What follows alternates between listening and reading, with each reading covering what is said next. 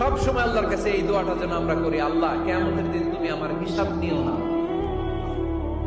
আল্লাহ তুমি আমার বিচার বসিও না, আল্লাহ তুমি দয়া করে আমারে মাফ করে দিও। আল্লাহ যার বিচার করবেন ও জাহান্নামে যাবে, আর যার বিচার করবেন না সে জান্নাতে যাবে।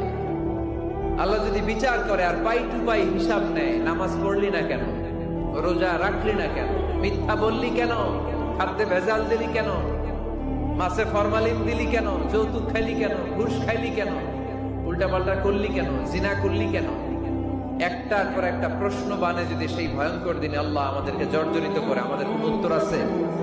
সেদিন আমাদের বাঁচার কোন উপায় আছে?